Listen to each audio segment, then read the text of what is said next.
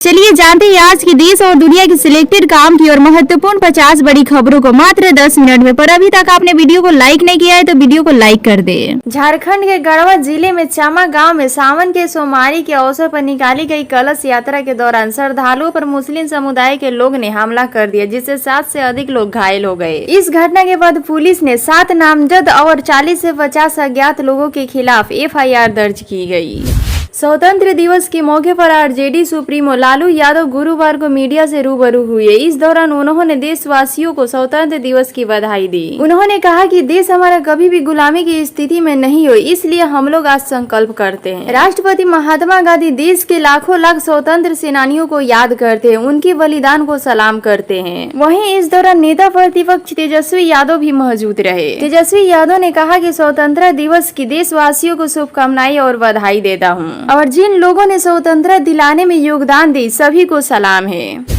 78वें स्वतंत्र दिवस के मौके पर सीएम नीतीश कुमार ने पटना के गांधी मैदान में झंडा तोरण किया। साथ ही सभा को संबोधित करते हुए सरकार के विकास कार्यों को गिनाया। वहीं इस दौरान उन्होंने इशारों में विपक्ष पर निशाना साधा। अपराध के मुद्दे पर उन्होंने स्पष्ट कहा कि वर्ष 2005 में जब से हम लोगों को काम करने का मौका मिला है, तब से राज्य में कानून का राज्य है। कानून का राज्य बनाए रखना सरकार की सर्वोच्च प्राथमिकता है। वहीं नौकरी के मुद्दे पर बड़ा ऐलान करते हुए उन्होंने कहा कि इस साल और अगले साल के चुनाव से पहले युवाओं को 10 लाख की जगह 12 लाख सरकारी नौकरी दी जाएगी। बांग्लादेश में तख्ता पलट के बाद अल्पसंख्यक हिंदुओं को अत्याचार का सामना करना पड़ रहा है। बांग्लादेश में अल्पसंख्यक हिंदुओं के खिलाफ 50 से अधिक जिलों में 200 से अधिक हमले के मामले सामने आए हैं। देश के अलग अलग जिलों में पुलिस व्यवस्था ध्वस्त हो जाने के कारण हिंदू परिवार व स्थानों और मंदिरों पर हमलों में कम से कम 5 लोगों की मरे जाने की खबर है। आजादी के लिहाजे से देखा जाए तो अल्पसंख्यक में सबसे बड़ा हिस्सा हिंदुओं का है। बांग्लादेश में शेख हसीना के इस्तीफा देने और देश छोड़ के भागने के बाद से हालत काफी खराब है। बता दें, पूर्व PM शेख हसीना देश छोड़कर भारत में शरण ली है। वहीं देश में लोग एक दूसरे पर निशाना साध रहे। हालांकि बांग्लादेश की चर्चा धीरे धीरे देश से लेकर विदेश तक पहुंच गई है। कई नेता इस मुद्दे पर राजनीति भी कर रहे हैं। बिहार के स्कूल में स्वतंत्रता दिवस पर अजीबोगरीब वाकया हुआ है। स्कूल में झंडा फहराने के बाद कुछ छात्रों को जलेबी नहीं मिला तो हंगामा मच गया। उत्पाती छात्रों ने अपने शिक्षकों को दौड़ा कर पीटा। शिक्षकों ने इसकी शिकायत पुलिस में भी की है। शहरी क्षेत्र के लोगों को घर का सपना पूरा करने के लिए प्रधानमंत्री आवास योजना शहरी की शुरुआत की गई थी। इसके तहत 5 वर्षों में शहरी क्षेत्रों में घर बनाने, खरीदने या किराए पर लेने के लिए 1 करोड़ शहरी गरीब और मध्यम वर्ग परिवारों को सरकार मदद देगी।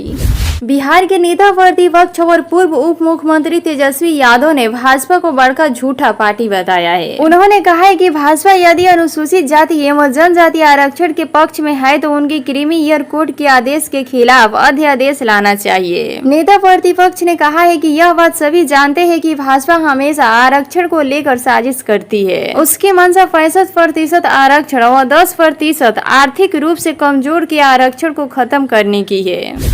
स्वतंत्रता दिवस के राजकीय समारोह में मुख्यमंत्री नीतीश कुमार ने गुरुवार को ऐतिहासिक गांधी मैदान में ध्वजारोहण किया। इस अवसर पर मुख्यमंत्री ने अपने संबोधन में आधारभूत संरचना, विधि व्यवस्था, महिला सशक्तिकरण पर सरकार के योगदान की चर्चा की। इसके साथ ही उन्होंने 10 लाख की जगह 12 लाख नौकरियां देने का ऐलान किया। उन्होंने बिना नाम लिए विपक्षी दल के नेताओं पर भी हमला बोला है।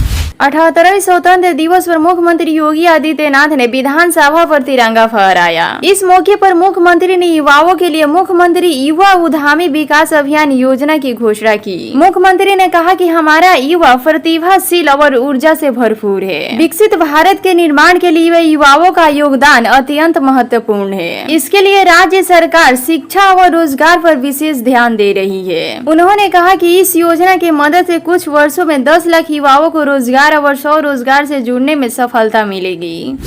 रक्षाबंधन पर सरकार ने बहनों को तोहफा दिया है। रक्षाबंधन पर बहनों को भाइयों के घर जाने में दिक्कत नहीं होगी। रोडवेज बसों में मुफ्त में बहन भाइयों के घर आ जा सकती है। परिवहन विभाग द्वारा इसके लिए जिले के हर रूट पर बसों का संचालन होगा। परिवहन विभाग बसों के संचालन की रणनीति बनाने में जुट गई है। हर साल की तरह इस बार भी बहनों को रक्षाबंधन में मुफ्त यात्रा की सौगात सरकार ने दी है। 18 अगस्त की रात्रि 12 बजे से 19 अगस्त की रात्रि तक यह सुविधा दी जाएगी। परिवहन विभाग के हाथरस डिपो से 86 बसों का संचालन होगा। 8 अगस्त की रात करीब 11 बजे कोलकाता की निर्भया का गुनाहगार संजय राव पहली बार अस्पताल पहुंचा था। वे वहां करीब आधे घंटे तक रुका था, फिर अस्पताल से निकल गया था। इसके बाद दोबारा रात 1 बजे अस्पताल पहुंचा था, लेकिन इस बार वे सुबह 4:35 पर अस्पताल से बाहर निकला और सीधे कोलकाता पुलिस के बैरक में जाकर सो गया। वे अस्पताल में उस सेनी मीनार हॉल में करीब 40 मिनट तक रुका था, जिस हॉल में ट्रेनिंग डॉक्टर की खून से सनी लाश मिली थी। देश आज 78वां स्वतंत्र दिवस मना रहा है। इस अवसर पर मुख्य कार्यालय दिल्ली के लाल किले पर आयोजित किया गया है। पीएम नरेंद्र मोदी ने स्वतंत्र दिवस पर देशवासियों को बधाई दी है। मोदी साल 2014 से ही बतौर पीएम लाल किले से देश को संबोधित करते रहे। इस बार लगातार 11वीं बार उन्होंने लाल किले से राष्ट्र को संबोधित किया है। पीएम मोदी को लाल किला पर सेना के तीनों अंगों के जवानों ने गार्ड ऑफ ऑनर दिया। पीएम मोदी ने इससे पहले महात्मा गांधी की समाधि राजघाट जाकर राष्ट्रपति को श्रद्धांजलि दी। उत्तर प्रदेश के मुख्यमंत्री योगी आदित्यनाथ ने बांग्लादेश हिंसा बंटवारे पाकिस्तान को लेकर बड़ा बयान दिया है। सीएम योगी आदित्यनाथ ने कहा है कि बांग्लादेश हिंसा में हिंदुओं पर हमला हो रहा है। देश के बंटवारे के वक्त भी ऐसा हुआ था, जब करीब 10 लाख हिंदू मारे गए थे। इस मुद्दे पर उन्होंने बिना नाम लिए विपक्ष को भी जमकर घेरा है। कोलकाता में रेप और मर्डर की पीड़ित डॉक्टर की दोनों आंखें घायल, मुंह से सीरता खून, घायल होठ, पूरा चेहरा जख्मी, गर्दन घायल, दोनों हाथों की उंगलियों के नाखून जख्मी प्राइवेट पार्ट से बहता खून, बाएं पैर जख्मी, पेट घायल, दाहिने पैर की एड़ी जख्मी, दाहिने हाथ की रिंग फिंगर कटी हुई थी। ये जख्मों की वे लिस्ट है जो कोलकाता की ट्रेनिंग जूनियर डॉक्टर के हिस्से आई है। जब ये लिस्ट ही करेजा चीर रहा है तो सोचिए हर जख्म की कहानी। खुद को और खुद की आबरू को बचाने के लिए जूनियर डॉक्टर ने तब तक लड़ाई लड़ी थी जब तक होश ने उसका साथ दिया था, लेकिन जख्मों की लिस्ट इतनी लंबी थी कि वे दर्द और होश दोनों से हार गई। बांग्लादेश में शेख हसीना के सरकार के तख्ता पलट के बाद फैली हिंसा में कट्टरपंथियों ने जमकर उत्पात मचाते हुए हिंदुओं को निशाना बनाया है। तख्ता पलट के अंतरिम सरकार बनने के बाद भी हिंदुओं पर हमले जारी है। हिंदू घरों और मंदिरों पर लगातार हमले से संत समाज आक्रोश में है। इसे लेकर बीते मंगलवार को साधु संतों ने हरिद्वार में एक बैठक की। बैठक में हिंदुओं पर हो रहे हमले को लेकर चर्चा हुई। बिहार में आगामी विधानसभा चुनाव में एक और सबसे बड़ा मुद्दा बनने वाला है, वह है शराबबंदी। इस मुद्दे को विपक्षी दल चुनाव में ब्रह्मास्त्र की तरह प्रयोग करेंगे। वहीं इस मुद्दे पर प्रशांत किशोर ने जमुई में एक कार्यक्रम के दौरान बड़ा बयान दिया है। प्रशांत किशोर ने कहा है कि 2025 में अगर जन सूरज की सरकार बनी और हमारी बात उसमें सुनी गई तो हम 15 दिन में शराबबंदी को हटा देंगे। उन्होंने कहा है कि हम रोज चुनौती दे रहे हैं लेकिन सरकार नहीं सुन रही है। उन्होंने कहा कि गांधी जी ने शराबबंदी को सामाजिक प्रयास के तौर पर बताया, लेकिन गांधी जी ने ऐसा कभी नहीं कहा कि शराबबंदी को कानून बनाकर बंद करना चाहिए। मोहम्मद शहाबुद्दीन की पत्नी हिना साहब को लेकर चर्चाओं का बाजार गर्म है। कहा जा रहा है कि हिना साहब और उनके बेटे ओसामा जल्द ही आरजेडी का दामन थाम सकते हैं। इसी बीच खबर ये है कि हिना साहब की तबीयत खराब हो गई है। हिना साहब की तबीयत जैसे ही ठीक होगी उसके बाद अपने समर्थकों से राय शुमारी करेंगे। इसके बाद ही फाइनल फैसला लिया जाएगा कि आरजेडी ज्वाइन करना है या नहीं। उनके समर्थकों के बीच से उड़ती उड़ती खबर ये भी पहुंची है कि तेजस्वी यादव आगामी 25 अगस्त को सिवान आएंगे और हिना साहब से मुलाकात करेंगे। केंद्र व राज्य सरकार द्वारा गरीब परिवारों को आर्थिक रूप से सहायता देने के लिए कई तरह की योजना चलाई जाती है। इन्हीं में से एक है राशन कार्ड योजना। इस योजना के तहत चीनी, तेल, अनाज, गेहूं, चावल, दाल, नमक जैसी चीजों को कम मूल्य में उपलब्ध कराया जाता है, जिससे गरीब परिवारों को लाभ होता है। बता दें कि राशन कार्ड एक महत्वपूर्ण दस्तावेज है जो गरीब परिवार सरकारी योजना का लाभ उठाने में मदद करती है। प्रधानमंत्री नरेंद्र मोदी ने आज भारतीय कृषि अनुसंधान संगठन नई दिल्ली में 61 फसलों की 109 नई किस्मों का उद्घाटन किया। इन किस्मों में उच्च पैदावार, जलवायु प्रतिरोध और जैव फोर्टिफिकेशन के गुण शामिल है। इस अवसर पर प्रधानमंत्री ने किसानों और वैज्ञानिकों के साथ संवाद किया, जिसमें उन्होंने कृषि के मूल्यवर्धन की महत्वपूर्णता पर जोर दिया। किसानों ने बताया कि ये नई किस्में उनके खर्चों को कम करने और पर्यावरण पर सकारात्मक प्रभाव डालने में सहायता करेगी। विश्व हाथी दिवस के अवसर पर प्रधानमंत्री नरेंद्र मोदी ने 4 खूबसूरत तस्वीरों को साझा करते हुए हाथियों के संरक्षण के प्रति अपनी प्रतिबद्धता जताई है। इस मौके पर उन्होंने ट्वीट किया कि यह दिन हमें हाथियों के संरक्षण के लिए किए जा रहे विभिन्न समुदाय प्रयासों की सराहना करने का अवसर देता है। साथ ही हम इस बात को पुनः पुष्टि करते हैं कि हाथियों के एक अनुकूल वातावरण देने के लिए हर संभव प्रयास किए जाएंगे जहाँ वे सुरक्षित और खुशहाल रह सके। प्रधानमंत्री ने अपने ट्वीट में कहा कि भारत में हमारे लिए हाथी केवल एक जानवर ही नहीं बल्कि वह हमारी संस्कृति और इतिहास से भी जुड़ा हुआ है। यह देखकर खुशी होती है कि पिछले कुछ वर्षों में हाथियों की संख्या में वृद्धि हुई है।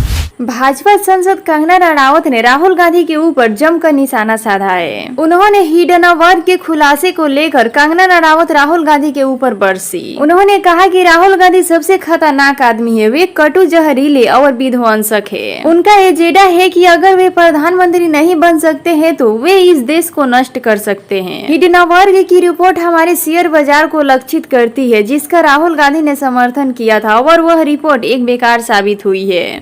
अगले वर्ष होने वाले विधानसभा चुनाव से पहले कांग्रेस बिहार में शक्ति प्रदर्शन की मंशा रखती है। यह शक्ति प्रदर्शन महारैली के माध्यम से हो सकता है। यह संभव है कि सितंबर अक्टूबर में महारैली हो। वर्षा ऋतु का समापन हो जाने के कारण सितंबर अक्टूबर में ना अधिक गर्मी रहेगी और ना अधिक ठंड। चूँकि एक ही महारैली होनी है इसलिए इसके पटना के गांधी मैदान में होने की संभावना है।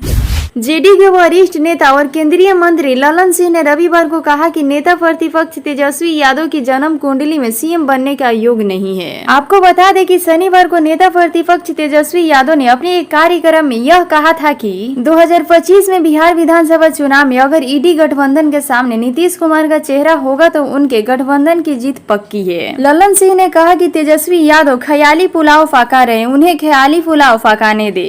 तेजस्वी जो चाहते वह कभी पूरा होने वाला नहीं है क्योंकि उनके जन्म कुंडली में सीएम बनने का योग नहीं है। बांग्लादेश में हुई सियासी तख्ता पलट के बाद हिंदुओं पर हमले को लेकर एक पाकिस्तानी भड़क गया। उनके प्रदर्शनकारियों को अमेरिका के इशारे पर देश को तोड़फोड़ करने, सरकार गिराने और अल्पसंख्यक हिंदुओं पर हमले का आरोप लगाया है। बांग्लादेश में जो कुछ हुआ है वह अमेरिका ने किया, इसके पीछे अमेरिका का हाथ है। मोहम्मद यूनिस के अंतरिम सरकार पर भी सवाल उठाया, कहा कि अगर बांग्लादेश में स्टूडेंट वाकई प्रदर्शन कर सरकार हटाना चाहते थे तो वहीं से किसी को सरकार में लेते, वहाँ पर अमेरिका के आदमी को बैठाया गया है। आपने देखा कि दुनिया के अलग अलग देशों में मुस्लिम अपना तांडव कर रहे हैं, अन्य धर्म के लोगों को निशाना बना रहे हैं। अभी तक ब्रिटेन में पूरी तरह से खुलेआम मुस्लिम हिंसा मचाए हुए थे। कई सालों से आप देख रहे हैं कि ब्रिटेन में खुलेआम चीजें की जा रही है, फिर चाहे वह हिंदू मंदिर पर हमला करना हो या चर्च पर हमला करना हो, ईसाइयों को मारना हो या फिर यहूदियों को मारना हो। लेकिन बीते एक हफ्ते से ब्रिटेन में यह देखने को मिल रहा है कि ब्रिटेन के लोग चुन चुन कर मुस्लिम शरणार्थियों को निशाना बना रहे हैं। वे कह रहे हैं कि अब बहुत हुआ, चले जाओ हमारे ब्रिटेन को छोड़कर, हमारा ब्रिटेन मुस्लिमों के लिए नहीं है। कोलकाता में मेडिकल कॉलेज अस्पताल में पीजी छात्र के साथ हुए रेप और हत्या के विरोध में देशव्यापी अभियान के तहत पटना एम्स में जूनियर डॉक्टरों ने मंगलवार को हड़ताल शुरू कर दी। इस हड़ताल के कारण अस्पताल की ओपीडी और ओटी सेवा बाधित हो गई। दूर दराज के जिले से आए मरीजों और उनके परिजनों और अन्य लोगों को एम्स में भारी परेशानी का सामना करना पड़ा। अपने मरीज का इलाज करवाने के लिए पहुँचे लोगों का कहना है कि डॉक्टरों को हड़ताल से दूर रहना चाहिए। देश में कहीं न कहीं रोज इस तरह की घटनाएं होती रहती है, लेकिन इस तरह से पूरे देश में सारे अस्पतालों में इलाज का काम ठप कर देना सही उचित नहीं है। डॉक्टर तो भगवान का रूप होता है और भगवान ही अपने मरीजों के साथ ऐसा व्यवहार करेंगे तो उनका क्या होगा।